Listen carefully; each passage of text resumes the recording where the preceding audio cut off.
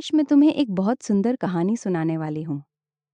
क्या तुम कभी किसी चीज में इतने अच्छे बनना चाहते हो कि दिन रात बस वही सोचते रहो?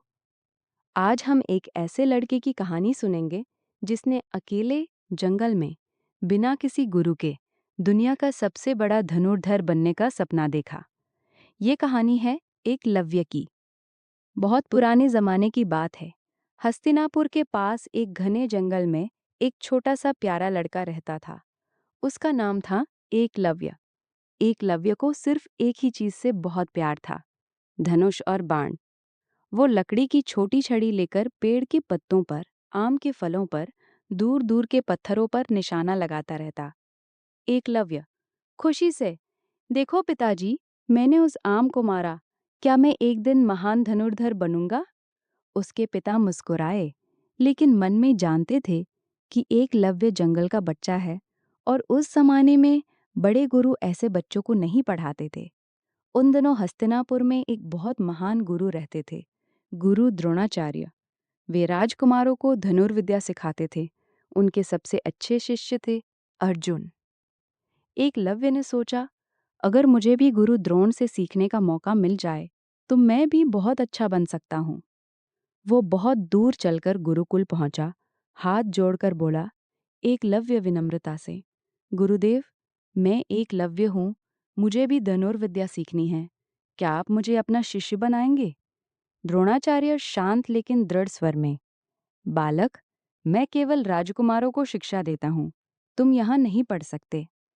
एकलव्य का दिल बहुत टूट गया, आंखों में आंसू आ गए, लेकिन उसने हार नहीं मानी। एकलव्य जंगल में वापस आया। उसने मिट्टी से गुरु द्रोणाचार्य की मूर्ति बनाई। मूर्ति के सामने हाथ जोड़कर बोला, एकलव्य भावुक स्वर में, गुरुदेव, आप मुझे गुरुकुल में नहीं पढ़ा सकते, लेकिन मैं आपको अपना गुरु मानता हूँ। मैं खुद सीखूंगा, रोज अभ्यास करूंगा आपकी मूर्ति के सामने। दिन बीते, महीने बीते, सुबह, दोपहर, शाम, बारिश में भी, धूप में भी एकलव्य लगातार अभ्यास करता रहा। और फिर चमत्कार हो गया। उसका निशाना इतना सटीक हो गया कि वो उड़ती चिड़िया को भी मार सकता था। अंधेरे में सिर्फ आवाज सुनकर भी निशाना लगा सकता था। एकलव्य खुश से, हाँ, मैं कर सकता हूँ। एक दिन गुरु द्रोण अपने शिष्यों के साथ उसी जंगल में आए। उनका कुत्ता एकलव्य के पास पहुंच गया। एकलव्य ने धनुष उठाया और बहुत तेजी से 7 बाण चला दिए।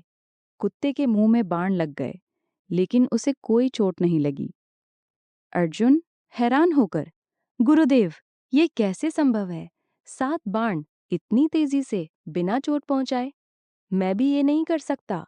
द्रोणाचार्य आश्चर्य से, बालक, तुमने ये विद्या किससे सीखी? एकलव्य हाथ जोड़कर, आंखें भरी, आपसे, गुरुदेव, आप ही मेरे गुरु हैं। द्रोणाचार्य सोच में पड़ गए।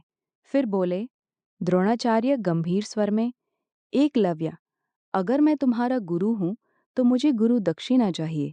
अपने दाहिने हाथ का अंगूठा दो मुझे। ये सुनकर सब चुप हो गए, लेकिन एकलव्य बिना एक पल सोचे मुस्कुराया और बोला, एकलव्य, शांत और गर्व से, जैसी आपकी आज्ञा गुरुदेव। बच्चों, एकलव्य ने अपना अंगूठा दे दिया, लेकिन उसकी लगन, उसकी मेहनत और उसका साहस कोई नहीं ले सका। आज भी लोग एकलव्य का नाम बड़ी प्यार से लेते हैं। तो बताओ मेरे बच्चों, आज हमने क्या सीखा? नंबर 1, ना सुनकर रुकते नहीं, कोशिश जारी रखते हैं। नंबर 2, अपने गुरु का और बड़ों का सम्मान करते हैं।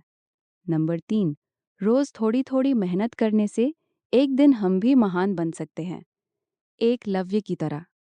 क्या तुम भी रोज अपनी पसंदीदा चीज का अभ्यास करोगे? अब क्विज का समय। पहला सवाल, एकलव्य ने जंगल में किसकी मूर्ति बनाई थी? बिल्कुल सही, गुरु द्रोणाचार्य की। बहुत अच्छे। दूसरा सवाल, एकलव्य ने कुत्ते के मुंह में कितने बाण मारे थे? शाबाश, 7 बाण। वाह। तीसरा सवाल, एकलव्य मेहनत कब करता था?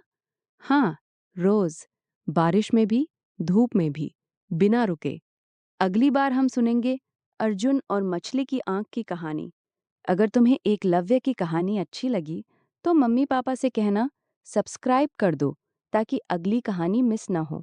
बहुत बहुत प्यार से, जय श्री कृष्ण।